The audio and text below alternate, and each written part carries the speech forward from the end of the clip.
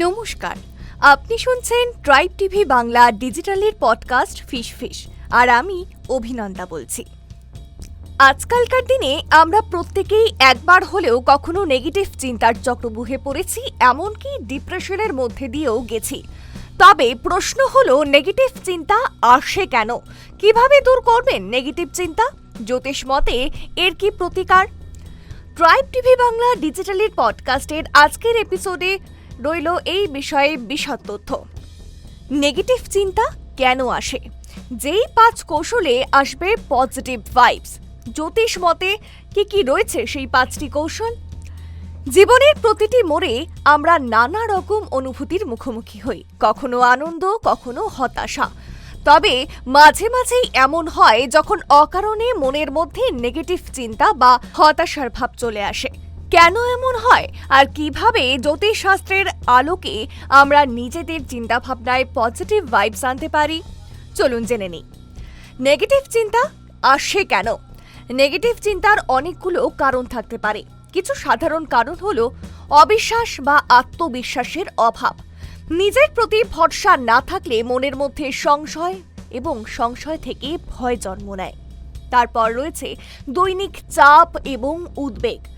কাজের চাপ ও সম্পর্কের টানাপোড়েন ও ভবিষ্যৎ নিয়ে অনিশ্চয়তা থেকেই আসে নেগেটিভ চিন্তা। গ্রহ নক্ষত্রের প্রভাব। জ্যোতিষ মতে কিছু গ্রহ যেমন শনি, রাহু ও কেতু মানসিক উদ্বেগ ও নেতিবাচকতা বাড়িয়ে তোলে। তারপর চন্দ্রের দুর্বলতা। জন্মছকে যদি চন্দ্র দুর্বল হয় তবে মানসিক স্থিতি কমে এবং মনের মধ্যে ভয়, দুশ্চিন্তা প্রবল হয়। এরপর অসংগঠিত জীবনযাপন। অনিয়মিত ঘুম, খাওয়া দাওয়ার অভাব, নির্দিষ্ট লক্ষ্য না থাকলে মন ঘোলাটে হয়ে যায়। এবারে জানুন জ্যোতিষ মতে পজিটিভ চিন্তা আনার 5টি কৌশল। জ্যোতিষশাস্ত্র আমাদের বলে দেয় কিভাবে আমরা গ্রহের প্রভাবকে সামঞ্জস্য করে নিজের জীবনে শান্তি ও ইতিবাচকতা আনতে পারি। চন্দ্র শক্তিশালী করুন এবং শুদ্ধ মানসিকতা আনুন। চন্দ্র মানসিক শান্তি ও আবেগের প্রতীক। যদি চন্দ্র দুর্বল হয় তাহলে নেগেটিভ চিন্তা অনেকটাই বাড়ে। এবারে ভাবছেন তো কি করণীয়? প্রতি সোমবার সাদা পোশাক পরে শিব পুজো করুন। দুধ, চিনি, চাল দান করুন। রাত্রিতে ঘুমানোর আগে 5 মিনিট মেডিটেশন করা অত্যন্ত জরুরি বলেই মনে করা হচ্ছে। এরপর শনির প্রভাব হ্রাস করুন, হতাশা কমান। তার কারণ শনি ভালো থাকলে কঠোর পরিশ্রম ফল দেয়, খারাপ হলে হতাশা, ভয়, দুশ্চিন্তা অনেক ক্ষেত্রেই কিন্তু বেড়ে যায়। এবারে ভাবছেন তো কি করণীয়? প্রতি শনিবার কালো তিল ও সর্ষের তেল দান করুন ও শনি মন্ত্র জপ করুন। দরিদ্র ও অসহায়দের সেবা করুন। তৃতীয়, সূর্যকে শক্তিশালী করুন, আত্মবিশ্বাস বৃদ্ধি করুন। সূর্য আত্মবিশ্বাস ও নেতৃত্ব শক্তির প্রতীক। কি করণীয়? সকালবেলায় সূর্য নমস্কার করুন। রোজ সকালে একটি গ্লাস জল সূর্যকে অর্ঘ্য দিন। রক্তবর্ণের জামা পরুন, লাল রঙের দ্রব্য পান করুন। চতুর্থ, বৃহস্পতি গ্রহকে শক্তিশালী করুন। ইতিবাচক দৃষ্টিভঙ্গি আনুন। বৃহস্পতি জ্ঞান ও আশীর্বাদ প্রদানকারী গ্রহ। কি করণীয়? প্রতি বৃহস্পতিবার হলুদ পোশাক পরুন। হলুদ ছোলা, কলা বা হলুদ রঙের মিষ্টি দান করুন।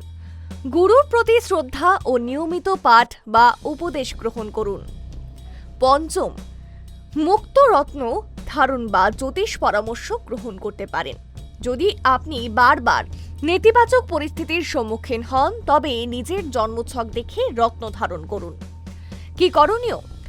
চন্দ্র দুর্বল হলে মুক্তা, শনি খারাপ হলে নীলাম ধারণ উপকারী হতে পারে। তবে বিশেষজ্ঞ জ্যোতিষের পরামর্শ ছাড়া কখনোই রত্ন ধারণ করবেন না।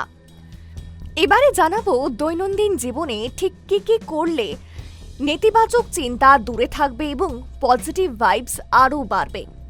প্রতিদিন সকালে আয়নার সামনে দাঁড়িয়ে ইতিবাচক বাক্য বলুন। আমি পারবো, আমি ভালো আছি, আমি শক্তিশালী। পরিবার ও প্রিয়জনদের সাথে সময় কাটান। প্রকৃতির সান্নিধ্যে যান, গাছপালা, নদী বা খোলা জায়গায় হাঁটুন।